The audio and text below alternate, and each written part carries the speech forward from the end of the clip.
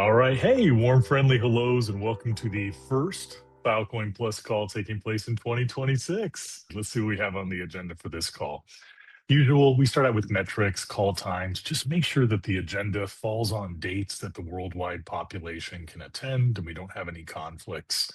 We'll move into tooling and make sure that you're tracking some of the new updates that you might have seen on the data cap stats and letting you know how the weights and scores work. Just in case you have questions, you can refer back to this and we'll talk about it in Slack as well. As far as SLAs, that'll probably be the bulk of what we hope to get out to you. And we issued roadmaps in Q3 and Q4 2025. We talked a lot about what will these SLAs look like for good behavior and quality data coming onto the network. And now that we're moving into Q1, just making sure to share these updates outside of the GitHub repo in a way that you can digest and make sense of. So we'll talk about what it looks like if you're doing enterprise data and what it looks like if you're doing public open data, also referred to as commons data. Then we'll move into data cap refresh. So if you have an application, you're curious about what the status is or anything with the decision, this is a great forum to get feedback and get some input. Also, if you've turned in a new application, you're curious, what's the status? How's it looking? We'll be happy to go over that with you as well. Uzi, I see you on the line. We'll be happy to talk about what I'm seeing on the back end and make sure that we're getting you what you need. As always, if you guys have any questions, feel free to just raise a hand in Zoom, post it in chat. We'll do our best just to kind of circle back. We always save time at the end of this call, so if there's anything you want to discuss, please let us know. Today is January 20th. Two things that I would make you aware of if you're watching this. It's that the calls take place twice in a day to accommodate the worldwide schedule. So this first call is happening at 1600 UTC. Next call will happen at 0200 UTC. If there's an item you'd like to see discussed, by all means, please let us know. We have a link for this governance repo. You can always say, hey, can we please discuss my application or my data cap refresh, or I don't understand what this weight means. Literally anything, if you put it in that, I'll make sure I build it into the agenda and give you whatever you need. We're also still seeking input on this 2026 schedule.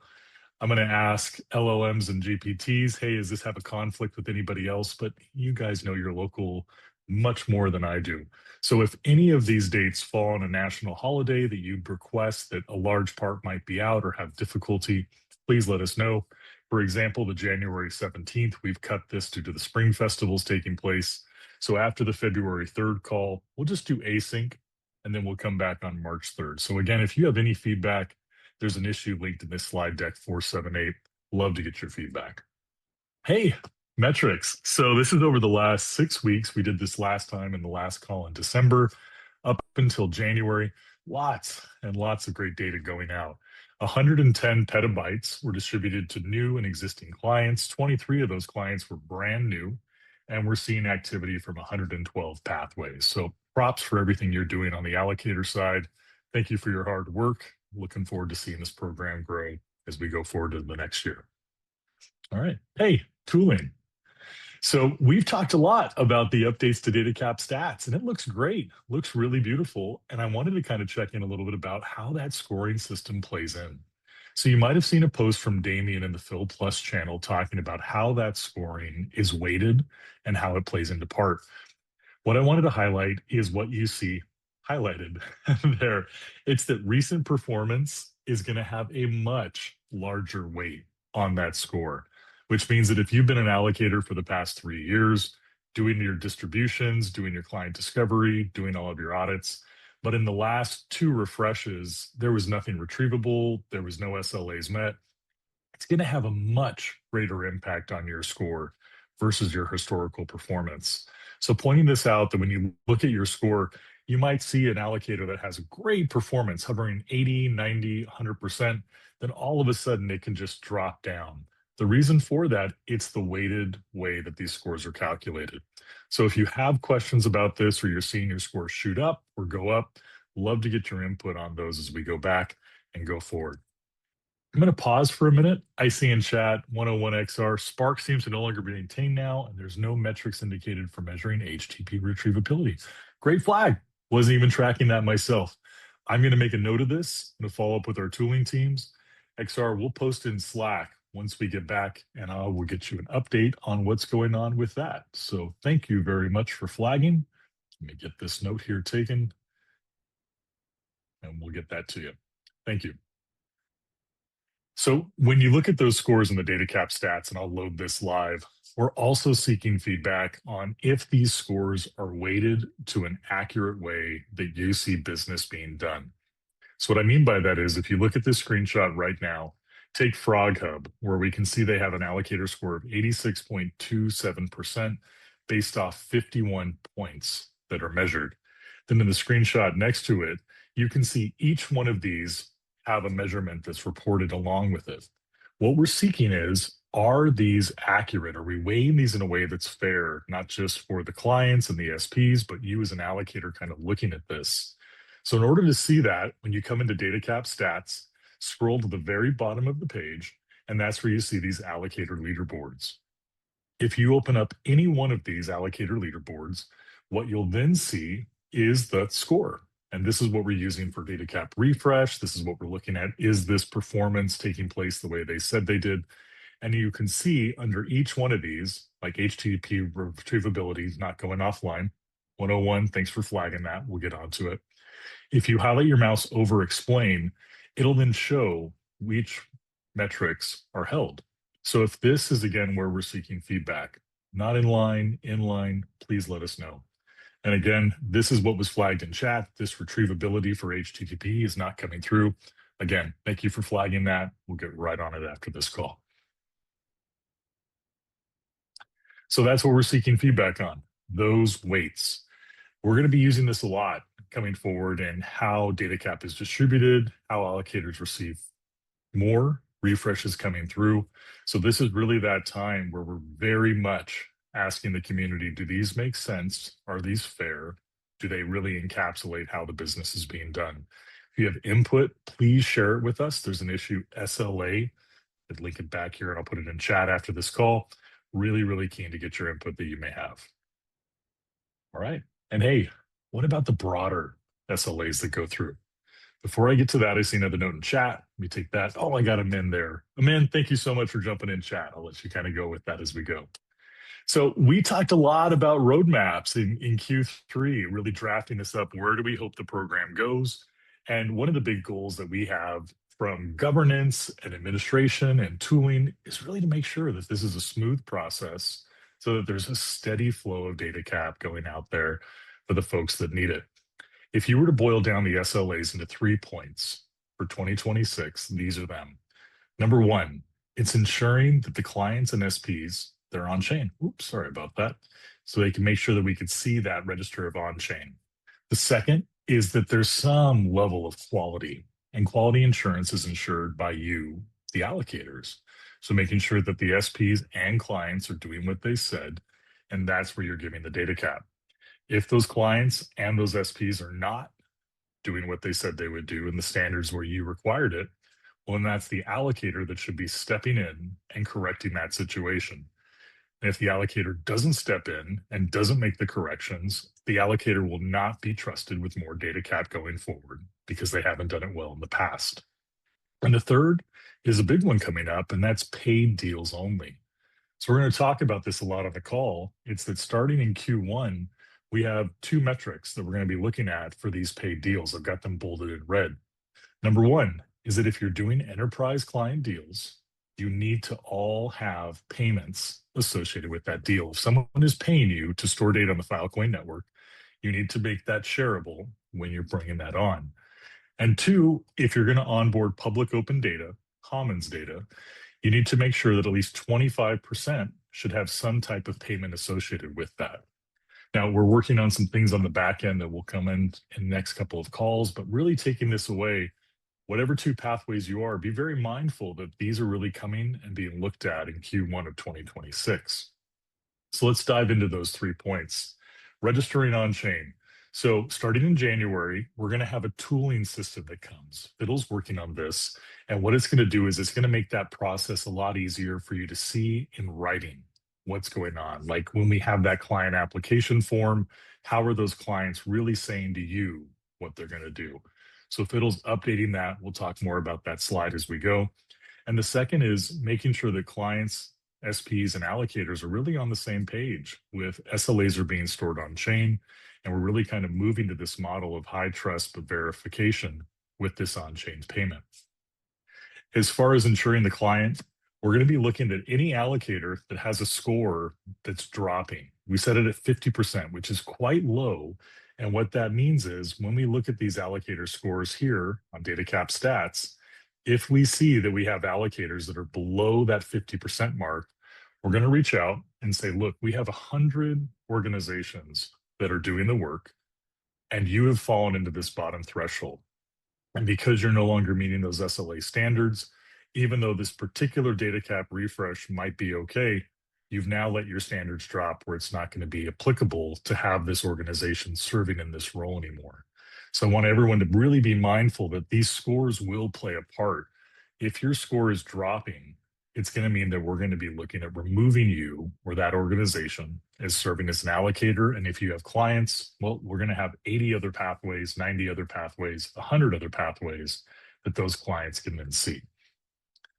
And then third, it's moving to paid only deals. And this is probably a big one that we should all be tracking. So as we look, we're going to tie those Fill Plus rewards to verifiable payments for storage. So in Q1, we kind of raised these and lowered these standards. I mentioned these briefly. Enterprise deals highlighted in red, that 50% of them or more should be on chain with 100% proof of payment. And then for public open data sets, 25% of those should be showing that there's some payment associated as well. Now we dropped this per community input from 50 down to 25 in order to give you more time to work, to look, and make sure that this is applicable. But these will be increasing over the course of 2026. So it won't just be onboarding 25 copies of a NOAA data set. We've set a limit of 8, then we're looking at what is that data set with the real mindset of, is this helpful or is this just gobbledygook data that we're onboarding for no particular purpose? So every quarter, these metrics are going to go up and up and up. So it's important that we're all on the same page. We're all giving feedback to make sure that this lines up. So what are we doing as far as tooling? I think I mentioned that Fiddle is working on updates to the client application. So when a client comes to you as an allocator, typically you'll give them a form to fill out. You'll see it in this screenshot right here where they say who they are, what the data is, what their social is, how it will be expected, how the tranche schedules will work. We're going to be adding some new lines. That way you can kind of see with that client, here's the SLA that you're going to be holding them to. It's putting in writing when they sign up for the data cap. So that way, when it comes to a refresh, there's really no room to kind of question from the client. They should know exactly what them and the SP should be doing, making it very easy for you, the allocator, to kind of take a piece and look and audit that for the way that you do fit. So what does that role in monitoring look like? When we take a look, we're also trying to build in some things to make it more helpful for you. So when you look at these, whenever the client requests data cap, you should be asking them, hey, what kind of storage are you looking for? And we pulled these very similar to how like other organizations like AWS might look at how they're storing their data as well. So we're going to have hot storage, warm storage, and then near time. So each one of these categories, you can have a client fill out and say, yes, is this hot? Is this warm? Or is this nearline? And they'll each have a specific benchmark that they should be looking at. This will ideally make it much easier for you as the allocator to make sure that this is being done correctly before you come to a refresh, as well as during the audit process when a min or the watchdog or community is looking at any of these distributions to make sure that that lines up. So with that, I'm going to pause. I'll check chat, I'll check hands, and go over anything you might want to see, and then go through it.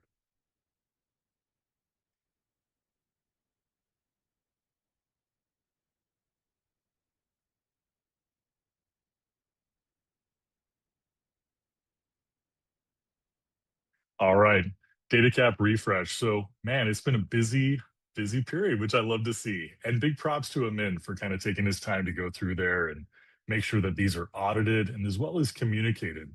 I think you'll see working with Amin is nice because he won't just give you one line. He'll give you a lot of details about what he saw with those data cap distributions and recommendations on how you can go forward. I would say we don't want to remove, we don't want to throttle. The goal is that we're getting this data cap out, we're distributing that as much as we possibly can to aid in the onboarding of quality data to the program. But at times, there's feedback that's needed, and that's the role that a min is filling. So if you look at these data cap refreshes that are filled from public open data, I think a min covered 8 in that process, big gains. Tianji Studio got a top off with their enterprise data, and then we're adjusting a little bit with YAMFAT. Again, if a min is identifying any issues in that data cap refresh, the watchdog or the community has a chance, and a min will gather all that input. The goal of a throttle is pretty much saying, look, we don't want to remove you, but this is like a chance to correct the steps that we saw.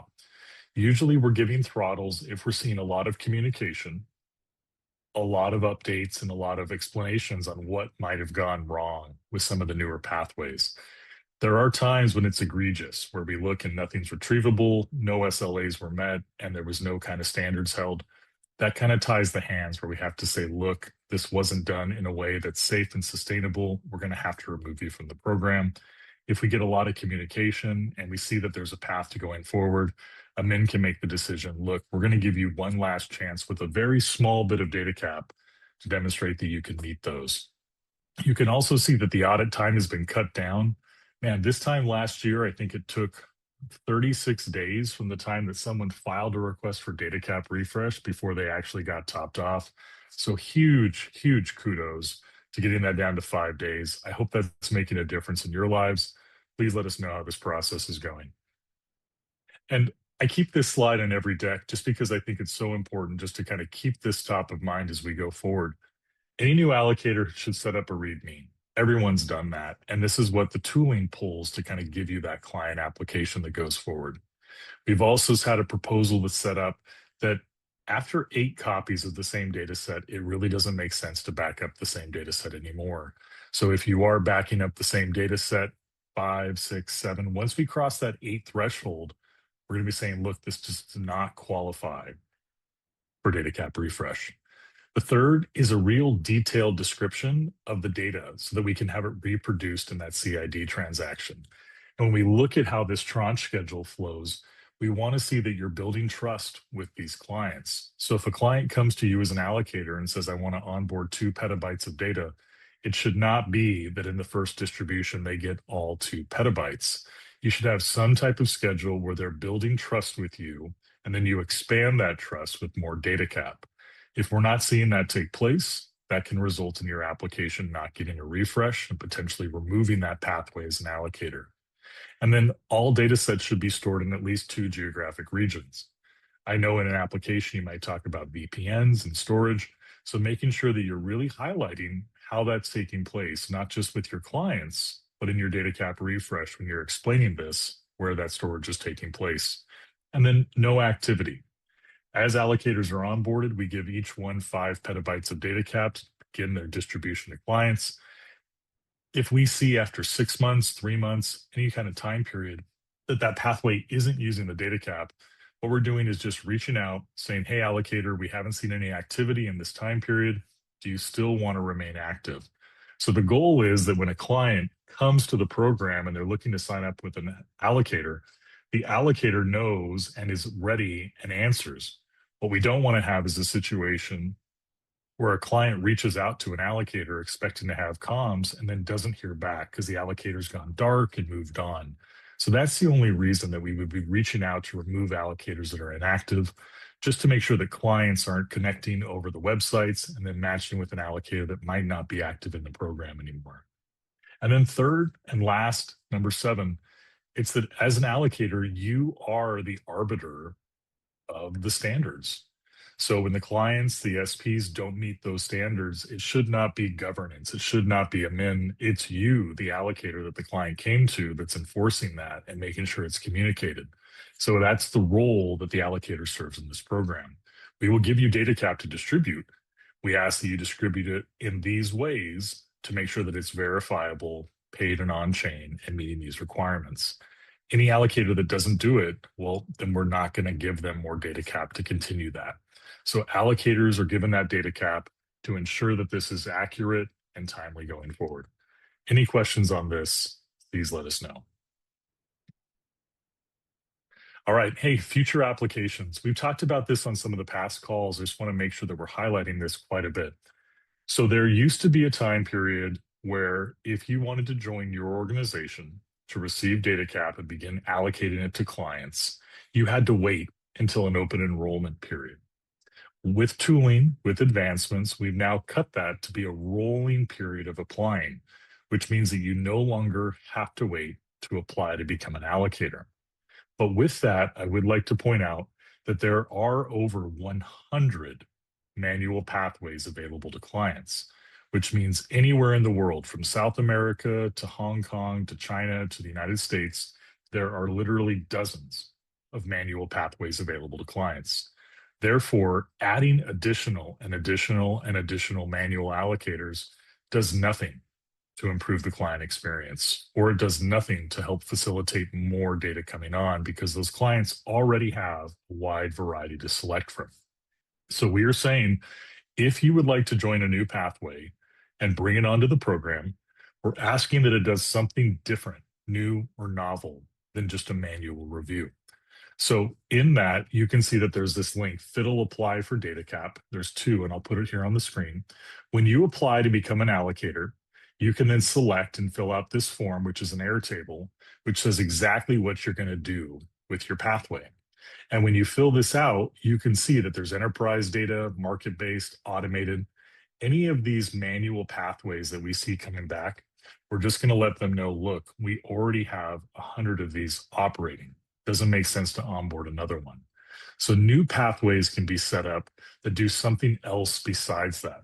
So again, manual pathways that will go forward are no longer being updated at this time. So if you do have an idea for an allocator, we're just asking that it's not just you looking at it. It's some type of tooling or automated pathway where someone makes that verifiable deal and goes forward. And then Uzi, I see you on the line and you were asking about your application. Just for everyone on the call, when you come to apply.allocator.tech, I'll show you right now, when you fill out the form, visit dashboard, and apply to become an allocator, it should create the issue right here. Uzi had flagged that when he had submitted his, it wasn't showing up as a new one. So it may be an issue in the tooling. We flagged this with the team. Once we get an update, Uzi, you and I have a thread running in the public Slack. I'll make sure to get an update and I'll post it for everybody else as well.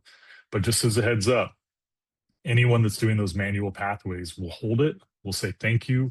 If we do reach a time where we're not able to meet client demand because we don't have enough manual allocators, then we'll circle back. But if you are interested in onboarding, we are definitely directing folks to apply for an automated pathway, some type of market system, something other than just manual pathways. And then just checking in on some great stuff happening outside of the Phil Plus environment for the broader ecosystem that you're tracking. Number one, we've talked about the Filechain on-chain cloud. Hey, it's getting ready to launch. We're all excited. I've got the link here if you want to read more about it. The second is the planning for the MV28 is kicked off. So if you have implementation or if you have ideas on the way that should go, please let us know. We'd love to see it, talk about it, and share it with you. Also, if you're like me, sometimes these new FIPS come and you're like, what is all the FIPS? So one of the members of our governance team at the Filecoin Foundation, she put together this really helpful guide with this dashboard. So if you're curious, hey, what FIPS are out there and what's the timeline? You can now see that there's 91 total FIPS. Some are in draft, some are accepting application call, and you can click on any one of these to see, weigh in, and make your voice heard, or see where the community is making their voices known.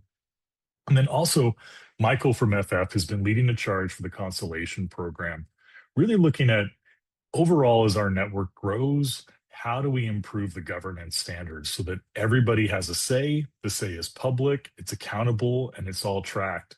So as that Constellation develops, we're going to be looking at a lot more updates coming from that. So big thanks to Michael for leading that charge. If that interests you and you want to see more about it, we've got that link about modernizing the Filecoin systems governance process, and we'll keep you updated on this call as that goes through. So again, I wanted to thank everybody for their time. The big takeaways for us were the SLAs, making sure you're understanding the paid on-chain deals, what goes into a data cap refresh, understanding that new applications that are manual will be thanked and held, but not onboarded. We're looking for other ones, that the data cap refresh is processing at a less than 5-day turnaround, and you're going to see more tooling for that data cap. I'll pause and see if there's any other new issues or anything anybody wants to dive in. The floor is all ours. All right. I'll put this onto YouTube so anybody can look at it. The slides are in Slack as well as the issue. And we have a second call taking place at 0200 UTC to accommodate the other time zones. With that, thanks again for all your time today. Wish you all the best.